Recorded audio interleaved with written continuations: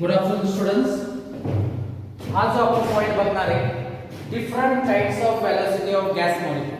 Different kind of velocity of gas molecule. यामध्ये आपण तीन काइंड ऑफ वेलोसिटी बघणार आहे. Three kinds of velocity. The first kind of velocity is first most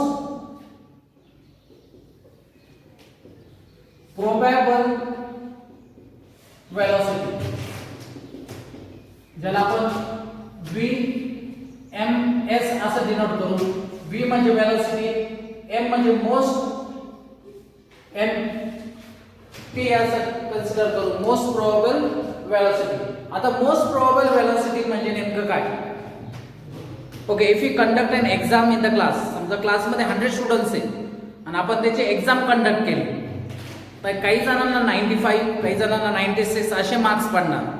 पण एक्झामचं analysis केल्यानंतर असं आढळलं गेलं का 70 मार्क्स पडणारे मुलं सगळ्यात जास्त आहे. 70 मार्क्स पडणारे स्टुडंट्स सगळ्यात जास्त आहे. म्हणजेच ते आपण त्याला म्हणतो most probable velocity. Most probable velocity means what?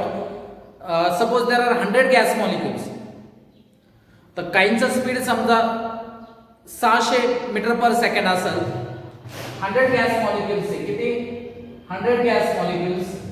त्यापैकी 20 गॅस मॉलिक्युल्सचं स्पीड असणार 600 metre per second. 40 gas मॉलिक्युल्सचं speed समजा असेल 500 मीटर पर सेकंड. आणि बाकीचे समजा काहींचं स्पीड असणार 700, 800. पण सगळ्यात जास्त 100 पैकी 40चं स्पीड किती आहे? 500 metre per second. That is most probable. समजलं? मोस्ट प्रोबॅबल म्हणजे ज्या स्पीडचे नंबर ऑफ मॉलिक्यूल सगळ्यात जास्त आहे. ही सगळ्यात जास्त वेलोसिटी नाहीये, पण सगळ्यात जास्त मॉलिक्यूलचं या स्पीडच्या रेंजमध्ये. तर याला आपण कशाने डिनोट करतो? VMP, most probable velocity. तर मोस्ट प्रोबॅबल वेलोसिटीचं जे इक्वेशन आहे ते √2RT/m. √2RT/m. हा R म्हणजे gas constant. R is gas constant. आणि इथं आपल्याला या गॅस कॉन्स्टंटची व्हॅल्यू घ्यायची 8.314 जूल्स पर केल्विन पर मोल. R is a gas constant.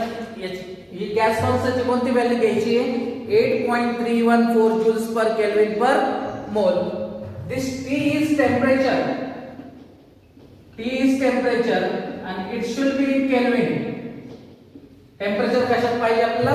Kelvin मध्ये. हा M आहे, हा आहे मोलर मास किंवा त्याला आपण मॉलिक्युलर मास म्हणतो. पण ते आपल्याला कशात घ्यायचंय? आपल्याला ते घ्यायचं केजी मध्ये. का बरं केजी मध्ये घ्यायचंय? कारण R ची व्हॅल्यू आपण घेतली 8.314. हे SI युनिट आहे. मग मोलर मास पण SI युनिट मध्ये. तर SI युनिट काय? याचं केजी. म्हणजे मोलर मास, मॉलिक्युलर मास कशात घ्यायचंय आपल्याला? केजी मध्ये. परंतु मग आपण मोस्ट प्रोबॅबल वेलोसिटी म्हणजे सगळ्यात जास्त वेलोसिटी नाही. मोस्ट प्रोबॅबल म्हणजे समजा आपण 100 मॉलिक्युल्स घेतले आणि मी एक एक मॉलिक्युल त्याच्यातून बाहेर काढतो. काहींचा स्पीड असणार 400, काहींचा असणार 600, काहींचा असणार 500. पण 500 स्पीड चे मॉलिक्युल सगळ्यात जास्त सापडले म्हणून आपण त्याला मोस्ट प्रोबॅबल म्हणतो. That is most probable velocity. Second we need to learn is average speed किंवा त्याला आपण एव्हरेज वेलोसिटी पण म्हणतो. एव्हरेज स्पीड किंवा एव्हरेज वेलोसिटी त्याला आपण डिनोट करू V एव्हरेज. तर आपण एव्हरेज कसं फाइंड करतो? V1 plus V2 plus V3 so on till Vn divided by n. याच पद्धतीने आपण एव्हरेज फाइंड करतो. समजा क्लासचा एव्हरेज फाइंड करायचा असेल, एक टेस्ट झाली त्याचं क्लासचा एव्हरेज फाइंड करायचा असेल, सो नंबर ऑफ स्टुडंट्स मी जेवढं एक्झाम दिली त्यांचे सगळ्यांचे मार्क्स काय करायचे ऍड करायचे आणि divided by number of student. मग आपल्याला क्लासचा ॲव्हरेज भेटेल. तसं number of gas molecule divided by number of velocity of this gaseous molecule divided by number of molecules. तर याचं डायरेक्ट इक्वेशन बघा काय असतं. V average is equal to 8RT upon pi m. 8RT upon pi m. R परत 8.314. Temperature परत आपल्याला कशात घ्यायचंय, केल्विन मध्ये. पाई ची व्हॅल्यू माहिती 3.14. m is molar mass and molar mass should be in kg. molar mass should be in kg. तर हे दोन वेलोसिटी समजल्या. First is most probable velocity, second one is average velocity. जी तिसरी वेलोसिटी आपण ऑलरेडी बघितली, त्याला आपण रूट मीन स्क्वेअर वेलोसिटी म्हणतो. Third root mean square velocity VRMS. V म्हणजे velocity, root mean square, root mean square velocity. आता root mean square velocity म्हणजे काय, VRMS. बघा वेलोसिटीचं स्क्वेअर करायचं. बघा काय करायचं आपल्याला, वेलोसिटीचा स्क्वेअर करायचा. तर बघा v1 square, v2 square, v3 square, so on till vn square. केला स्क्वेअर, त्याचा मीन काढायचा. बघा वेलोसिटीचा स्क्वेअर केलाय आपण, त्याचा काय काढायचा, मीन काढायचा. म्हणजे divided by number of molecules n. आणि त्याचा काय घ्यायचा, त्याचा रूट घ्यायचा म्हणजे अंडर रूट. तर याला आपण काय म्हणतो, रूट मीन स्क्वेअर वेलोसिटी. परत सांगतो, रूट मीन स्क्वेअर वेलोसिटी म्हणजे काय, वेलोसिटीचा स्क्वेअर करायचा, त्याचा वेलोसिटीचा स्क्वेअर केल्यानंतर त्याचा मीन काढायचा आणि त्याचं अंडर रूट करायचं. म्हणजे under root v1 square, v2 square, v3 square, so on till vn square divided by n. कारण आपल्याला त्याचं काय करायचंय, मीन काढायचं.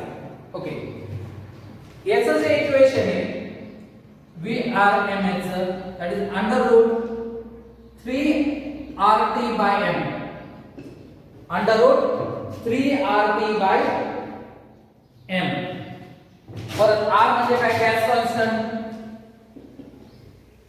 गॅस कॉन्स्टंट ची व्हॅल्यू काय, 8.314 joules per Kelvin per mole. T means temperature and temperature should be in Kelvin. What is M? M is molar mass and molar mass should be in kg. तो हे तीन टाइपच्या velocity आपल्याला find करायचं आहे. पहिले most probable velocity, नंतर average velocity आणि तिसरं आहे रूट मीन स्क्वेअर वेलोसिटी. बघा कधीतरी एक्झाम मध्ये याचा रेशो विचारला जातो, तर मी तिन्ही इथं लिहून काढतो. बघा आता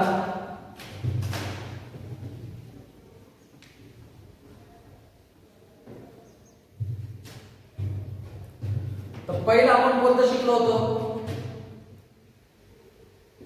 मोस्ट प्रोबेबल वेलोसिटी, नंतर एव्हरेज वेलोसिटी आणि नंतर आपण शिकलो रूट मीन स्क्वेअर वेलोसिटी. याचं इक्वेशन काय होतं, under root 2RT by m. याचं इक्वेशन काय होतं, 8RT अपॉन पाय m. आणि याचं इक्वेशन काय होतं, 3RT बाय m. बघा याचं RT by m, RT by m, RT by m common आहे. जर आपण हे कट केलं तर इथं काय येणार आहे, अंडर रूट 2, इथं अंडर रूट 8 बाय पाय आणि याचं अंडर रूट 3. कारण RT by m, RT by m, RT by m सगळ्यात कॉमन आहे. मग याचा जर रेशो तुम्हाला विचारला तर मोस्ट प्रोबेबल रेशो व्हॅल्यू काय असेल 2, याचा रूट 8 बाय पाय आणि याचा रूट 3. मग तुम्ही जर हे सॉल्व्ह केलं तर रूट 3 ची व्हॅल्यू सगळ्यात जास्त येणार आहे. रूट 3 ची व्हॅल्यू सगळ्यात जास्त येणार आहे. म्हणजे रूट मीन स्क्वेअर वेलोसिटी सगळ्यात जास्त, 2 नंबरला एव्हरेज वेलोसिटी आणि 3 नंबरला मोस्ट प्रोबेबल वेलोसिटी. जर क्वेश्चन विचारला विच वन इज ग्रेटर, तर कोणती ग्रेटर असते? Route mean square velocity. नंतर एव्हरेज वेलोसिटी आणि सगळ्यात कमी कोणती असते? Most probable velocity. समजलं? तर याच्या फॉर्म्युलाज आपण इकडे लिहून घेऊन नंतर आपण त्याच्यावर क्वेश्चन सॉल्व्ह करू. तर most probable 2RT by M, average 8RT upon pi M, आणि root mean square velocity root 3RT by M. तर मी इकडे फॉर्म्युला लिहून देतो, आपण इकडे काय करू सम सॉल्व्ह करू.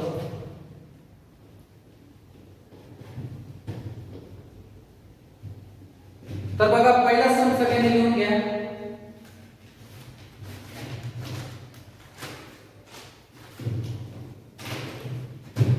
Question number first,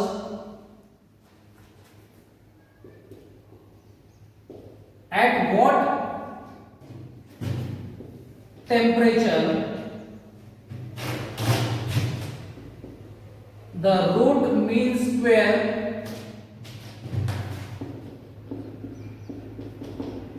velocity of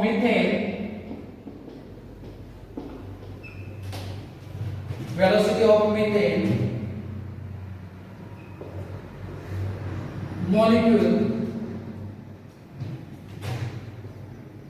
will be same as root mean square velocity of helium molecule at 127 degree Celsius. बघा क्वेश्चन काय आहे? at what temperature the root mean square velocity of methane molecule will be same as root mean square velocity of helium molecule at 127 degree Celsius. तर बघा root mean square वेलोसिटीचा formula काय? Under root 3RT by M. तर बघा root mean square velocity हे आहे मिथेनचा formula आहे CH4, that is equal to root mean square velocity of helium. बरोबर ना? हे बघा will be same म्हणून इक्वल साइन टाकलं, will be same म्हणून काय टाकलं मी? Equal sign. तर याचा फॉर्म्युला काय? 3RT by M. M काय? Molar mass. मिथेनचा मोलर मास किती आहे? कार्बनचा मोलर मास किती असतं? 12. पिरियोडिक टेबल माहित असेल तर कार्बनचा atomic number 6, mass number 12, hydrogen 4, म्हणजे किती आलं? 16. पण हे 16 ग्राम आपल्याला मोलर मास कशात पाहिजे? केजी मध्ये पाहिजे. ग्रामला केजी मध्ये कन्वर्ट करायचं म्हणजे म्हणून 16 × 10⁻³ 16 × 10⁻³ म्हणजे मोलर मास कशात आलं? केजी मध्ये. तर इकडं आता हेलियम साठी 3 × R × T. टेम्परेचर हेलियमचं टेम्परेचर दिलं इथं 127 डिग्री सेल्सिअस, पण टेम्परेचर आपल्याला केल्विन मध्ये पाहिजे. मग केल्विन मध्ये आपण कसं कन्वर्ट करतो? Kelvin is equal two degree Celsius plus 273.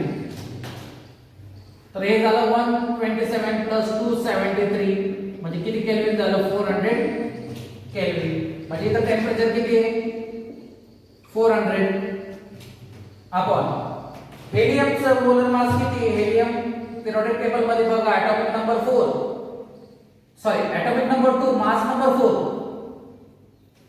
Helium's atomic number is 2. Helium is the second in periodic table. First is hydrogen, second one is helium. तर helium's atomic number 2 आहे, mass number किती आहे 4 आहे. पण आपल्याला मास कशात पाहिजे kg. 4 into 10 raised to minus 3. बघा आता इथून -3 कॅन्सल -3 कॅन्सल 3r कॅन्सल 4 1 जा 400 जा म्हणजे इथं किती आलं काय उरलं इथं T/16 is equal to 3r cancel is equal to 100.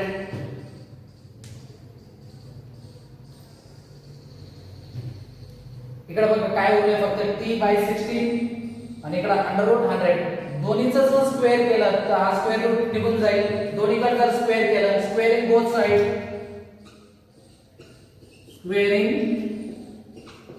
Both side तर काय इकडे सॉल्व करतो बघा squaring both side under root निघून जाईल T/16 is equal to 100 upon 1. तर क्रॉस मल्टिप्लिकेशन केलं तर 16 into 100 1600 म्हणजे टेम्परेचर किती येणार 1600 केल्विन. या टेम्परेचरला हेलियमचा रूट मीन स्क्वेअर वेलोसिटी मिथेनच्या रूट मीन स्क्वेअर वेलोसिटीचे इक्वल येणार. कारण क्वेश्चन विचारलाय बघा at what temperature root mean square velocity of methane will be same as root mean square velocity of helium. So temperature is 1600 Kelvin. Temperature is 1600 Kelvin. Now see the second question.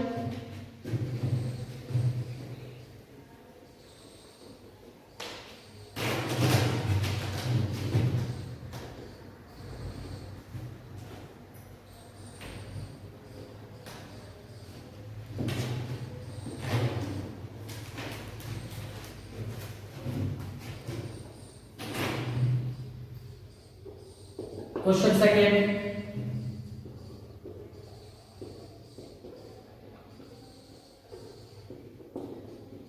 The average speed of nitrogen gas at 600 Kelvin. Nitrogen gas at 600 Kelvin is x meter per second. Is x meter per second. Find the temperature at which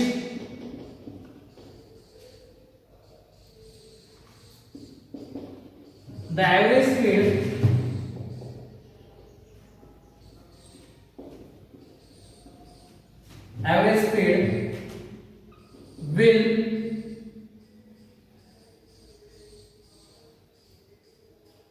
will be 3x meter per second. 3x meter per second. बघा काय विचारलं the average speed विचारलंय of nitrogen at 600 Kelvin. तर average speed चा formula काय √8 RT by pi. आता V average 8 into R. Temperature किती 600 kelvin. Direct kelvin मध्ये दिलंय म्हणजे कन्वर्ट करायचं काही गरज नाही. 600 kelvin upon pi into m. इथं m घेण्याची गरज नाहीये कारण दोन्ही पण नायट्रोजनचंच विचारलंय म्हणजे दोन्ही पण कॅन्सलच होणार आहे. तर याचा स्पीड काय दिला x मीटर पर सेकंड म्हणजे v एव्हरेज चा स्पीड पण देऊन टाकलाय x मीटर पर सेकंड. हे झालं first equation. Find the temperature at which the average speed will become 3x. आपण सेकंड इक्वेशन करू काय 3x metre per second 8 r आता इथं दिलं ऍट व्हॉट टेम्परेचर म्हणजे टेम्परेचर इथं आपल्याला फाइंड करायचंय पाय into m this is equation second का मी इथं मोलर मास घेतला नाही कारण मोलर मास याचं किती येणार आहे 28 इथं पण 28 into 10⁻³ इथं पण 28 into 10⁻³ एकमेकाला काय होणार ते कॅन्सलच होणार आहे कारण आपण काय करणार आहे divide equation second by first divide equation second by first बघा करा डिवाइड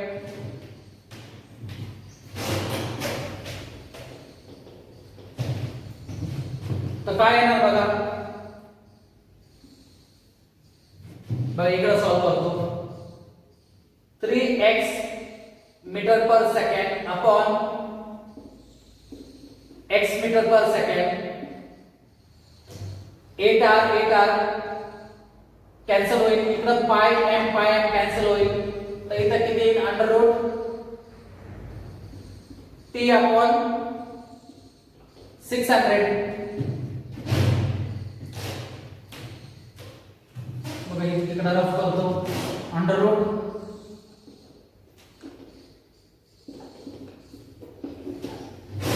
x कॅन्सल होणार मीटर पर सेकंड कॅन्सल होणार आता इथं स्क्वेअरिंग बोथ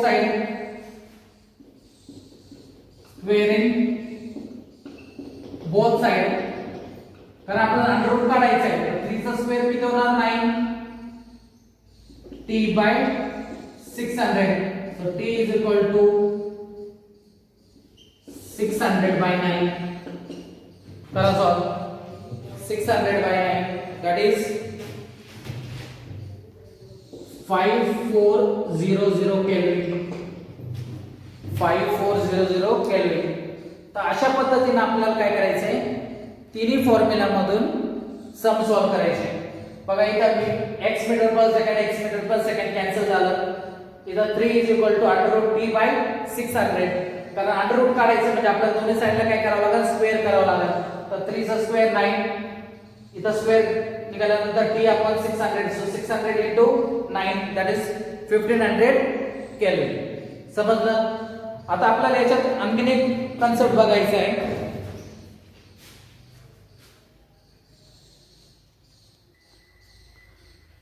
पुढला पॉइंट बघा आपल्याला मॅक्सवेल डिस्ट्रीब्यूशन ऑफ वेलोसिटी एक ग्राफ बघायचा आहे आपल्याला graph of fraction of molecule versus speed आता मॅक्सवेल डिस्ट्रीब्यूशन ऑफ वेलोसिटी म्हणजे काय बघा मी किती कमी गॅस घेतला मी एवढा जरी गॅस घेतला त्याच्यात करोडो नंबर ऑफ मॉलिक्युल्स असतील मग सगळ्यांची वेलोसिटी फाइंड करणं शक्य आहे का नाही म्हणून आपण काय करतो त्याचं फ्रॅक्शन फाइंड करतो किंवा स्टॅटिस्टिकल स्टडी करतो स्टॅटिस्टिकल स्टडी म्हणजे इंडियाचं पॉप्युलेशन खूप जास्त आहे बघा तर आपण स्टॅटिस्टिकल स्टडी केल्यानंतर असं म्हणतो का 40% ऑफ पॉप्युलेशन इज एज्युकेटेड म्हणजे आपण काय करतो ज्यावेळेस मोठी संख्या असतो त्याचा स्टॅटिस्टिकल स्टडी करतो म्हणजे फ्रॅक्शन मध्ये स्टडी करतो तसंच आपल्याला इथं गॅस मॉलिक्युलचं काय करायचंय फ्रॅक्शन मध्ये स्टडी करायचंय तर आपल्याला काय करायचंय ग्राफ काढायचंय मॅक्सवेलने ग्राफ काढलाय कसा आहे बघा तो graph this is fraction of molecule fraction of molecule त्याला आपण dn upon n असं कन्सिडर करतो n म्हणजे टोटल नंबर ऑफ मॉलिक्युल्स आणि त्याच्यातले काही फ्रॅक्शन म्हणजे dn आणि या ऍक्सिसला काय स्पीड आहे तर हा ग्राफ कसा आला बघा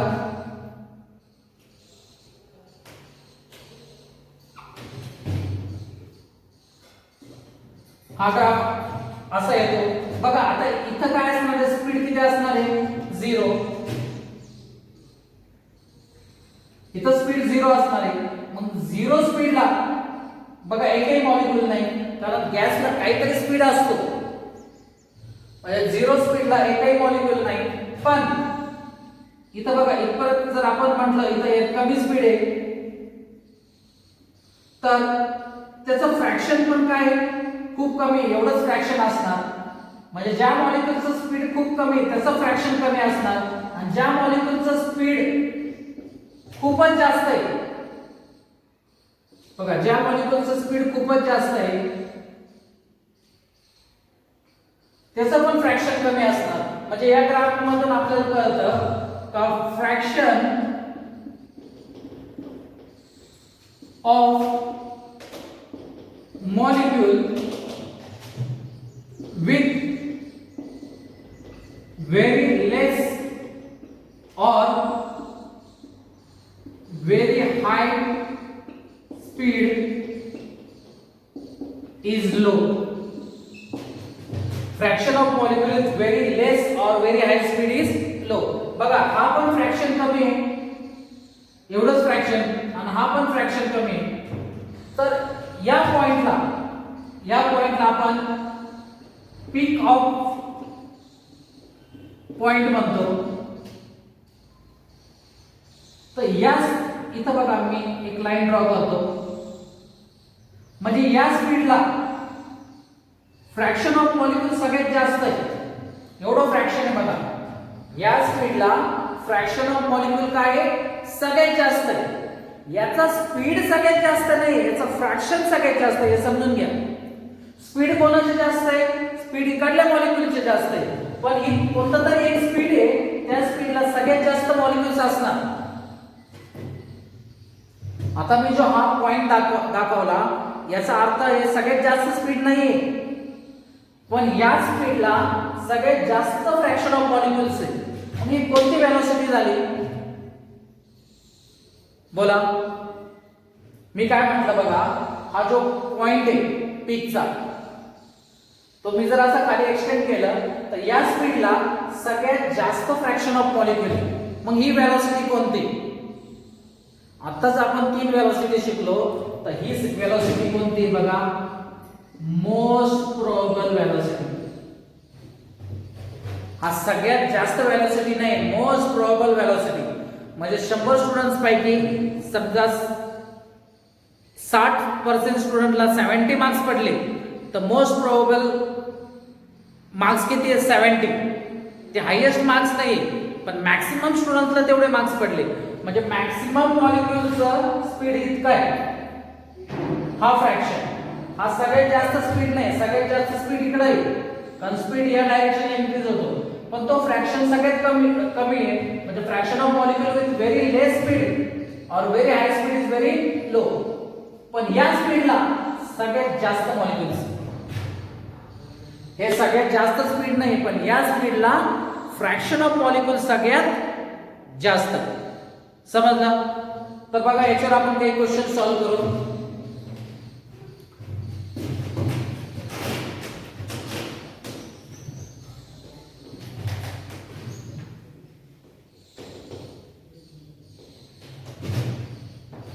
तर बघा याचा first question,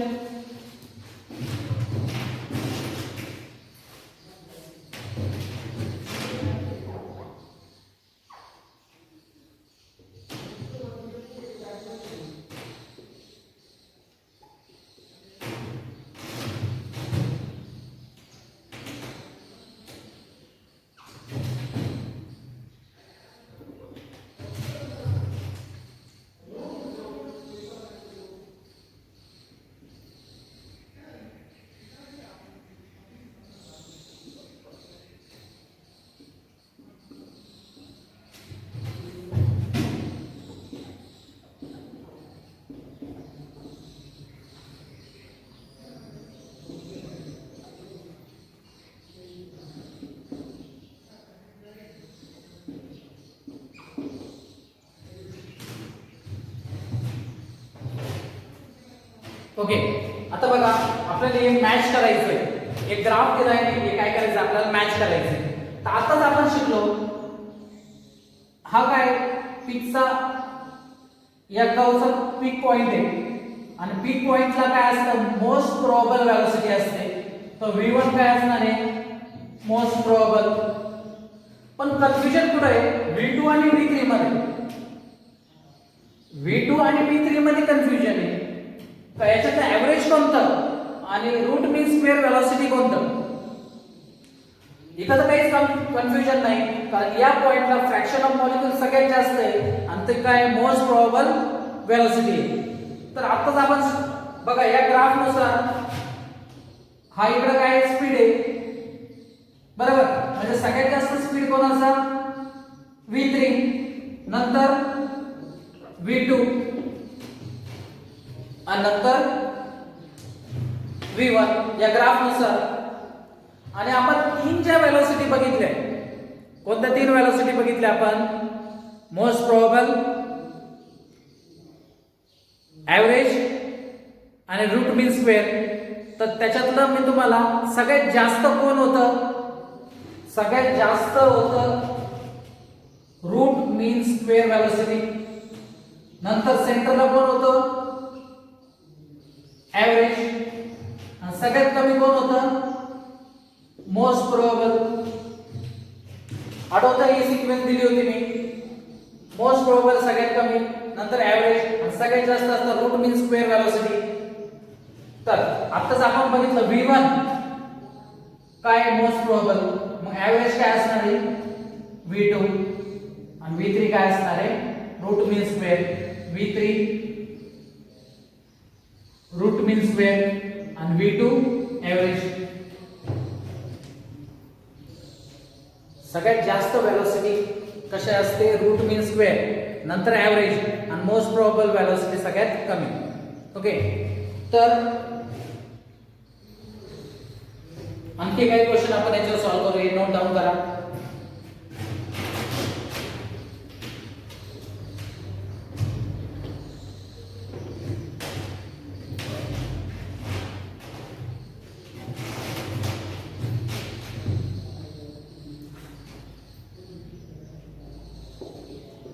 Graph of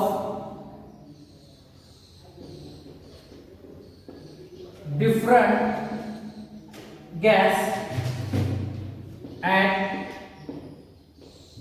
same temperature.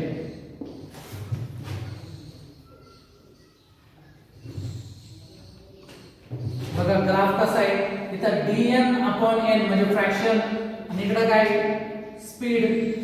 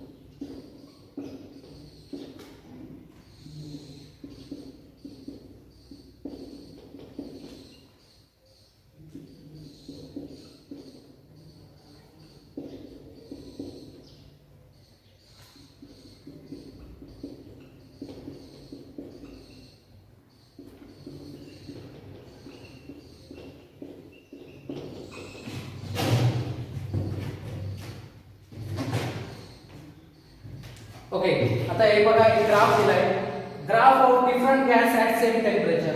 हा ग्राफ वेगळा घ्यायचा आहे, सपोज हा गॅस ए आणि हा ग्राफ गॅस बी चा आहे. तर if Ma and Mb are molar mass of A and B, then तर हे आपल्याला फाइंड करायचं आहे. बघा याचा जर हा पीक पॉइंट घेतला तर ही कोणती व्हेलॉसिटी झाली? Most probable velocity of A. आणि कोणती व्हेलॉसिटी झाली? Most probable velocity of B.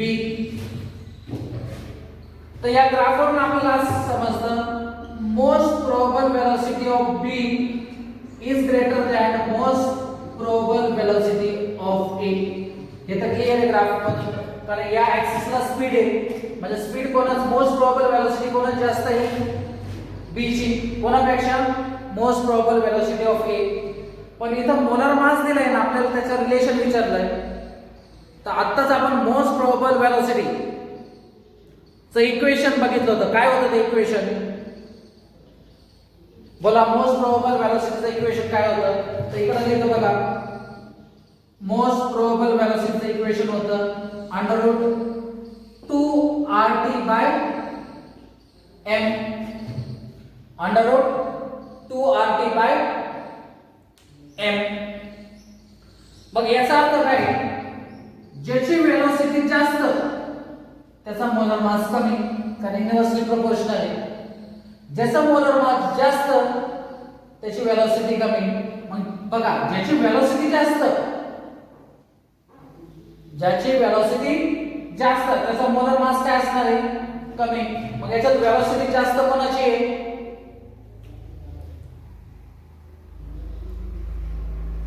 बघा, याच्यात वेलोसिटी कोणाची जास्त आहे? b ची वेलोसिटी जास्त आहे. इकडे बघा, b ची वेलोसिटी जास्त आहे. मग b चा मोलर मास काय असणार आहे? कमी असणार आहे. कोणापेक्षा? a पेक्षा. कारण ज्याचा मोलर मास जास्त त्याची वेलोसिटी कमी. आहे का असं option? Molar mass of b, sorry असं, कारण b ची वेलोसिटी जास्त, b चा मोलर मास काय असणार आहे? कमी असणार आहे. बघा ऑप्शन बी. बघा, molar mass of A is greater than molar mass of B, कारण वेलोसिटी आणि मोलर मास मध्ये इनव्हर्स रेशो. इथं वेलोसिटी B ची जास्त म्हणजे B चा मोलर मास कमी. बघा, आहे का नाही? B चा मोलर मास कमी. समजलं? तर बघा, आणखी एक शेवटचा क्वेश्चन सॉल्व्ह करू आपण याच्यावर.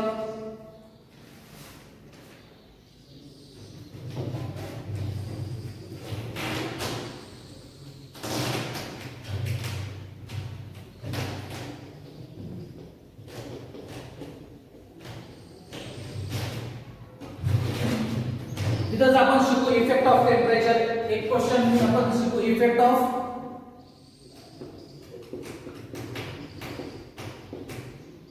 टेम्परेचर.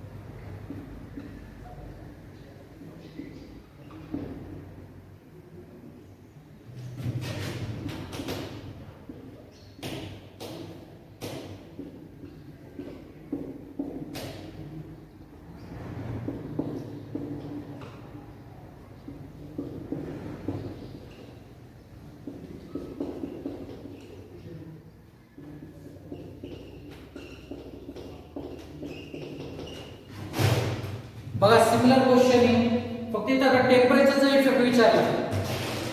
1 and 2 याला आपण कन्सिडर करू 1 आणि I2 are drawn for same gas. Same gas साठी फक्त टेम्परेचर वेगळे, T1 आणि T2 टेम्परेचर आहे, म्हणून हे दोन ग्राफ आले.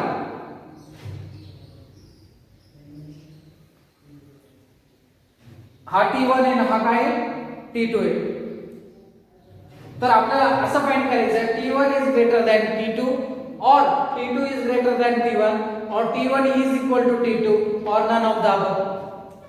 तर बघा, मी या पीकचा सेंटर पॉइंट घेतला तर एक काय असणार आहे, मोस्ट प्रोबेबल वेलोसिटी ऑफ 1 आणि इथं काय असणार मोस्ट प्रोबेबल वेलोसिटी ऑफ 2 आणि या ग्राफवरून आपल्याला असं दिसतंय बघा most probable velocity of 2 is greater than most probable velocity of 2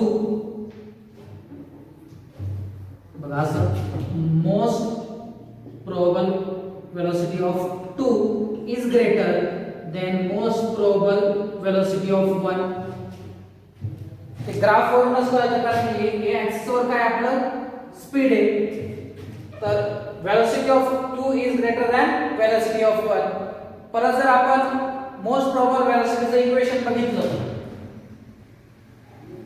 most probable वेलोसिटीचं इक्वेशन काय under root 2 RT by m आणि आता काय विचार आपल्याला टेम्परेचर बघा velocity is directly proportional to temperature ज्याचं टेम्परेचर जास्त त्याचं वेलोसिटी जास्त मागच्या इक्वेशन मध्ये इनवर्स प्रोपोर्शनलिटी होता आता डायरेक्ट ज्याची वेलोसिटी जास्त त्याचं टेम्परेचर जास्त वेलोसिटी कोणाची जास्त 2c म्हणजे t2 is greater than t1 झालं उत्तर कारण इथं डायरेक्ट हा वाढला तर हा वाढणार आहे डायरेक्टली प्रोपोर्शनल आहे म्हणजे ज्याची वेलोसिटी जास्त त्याचं टेम्परेचर जास्त मग टेम्परेचर इथं जास्त कोणतं आहे t2 is greater than t1 is greater than t1 आणि मोलर मासला काय होतं इनवर्स रेशो होता ओके तर या लेक्चरमध्ये आपण काय काय शिकलो आपण तीन टाइपच्या वेलोसिटी शिकलो कोणत्या होत्या तीन टाइपच्या velocity first one is most probable velocity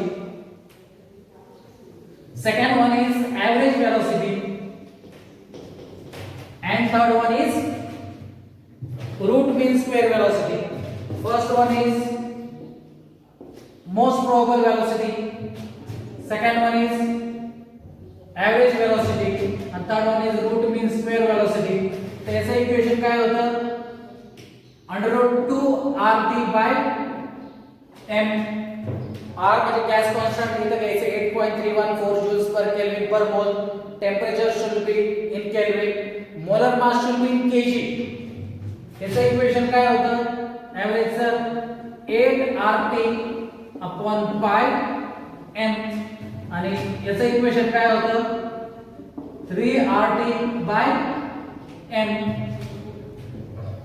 बघा आपण बघितलं की RT by m कॉमन आहे म्हणजे याचं फायनल काय होईल √8 by pi √3 आणि √3 ची व्हॅल्यू सगळ्यात जास्त म्हणून रूट मीन स्क्वेअर वेलोसिटी सगळ्यात जास्त नंतर एवरेज आणि सगळ्यात कमी मोस्ट प्रोबेबल तर या इक्वेशनचं डेरिव्हेशन पण तुमच्या नोट्स मध्ये दिलंय पण डेरिव्हेशनची इथं काहीच गरज नाही तुम्हाला फक्त हे फॉर्म्युलाज माहित पाहिजे हे तीन फॉर्म्युलाज माहित असले आणि आता आपण मॅक्सवेल डिस्ट्रीब्युशन करू शिकलो तो ग्राफ माहित असला तर याच्यावर क्वेश्चन्स खूप इझिली सॉल्व्ह होणार आहे तरी काही अडचण असेल तर मला नक्की कळवा दिसतंय बोर्डवर ओके तरी या लेक्चरवर जर काही डाउट्स असेल तर मला नक्की कळवा मागचे लेक्चर व्यवस्थित बघा तरच हे लेक्चर समजेल आणि याच्यात काही अडचण असेल तर मला नक्की कळवा आणि याचे हे लेक्चर झाल्यानंतर लगेच हे जे नोट्स तुम्ही तयार करणार आहे त्याचा फोटो मला माझ्या व्हॉट्सअपवर टाका आणि त्याच्या खाली तुमचं नाव टाका म्हणजे मला क्लिअर होईल का हे तुम्ही बघितले ओके काही अडचण असेल तर नक्की कळवा थँक्यू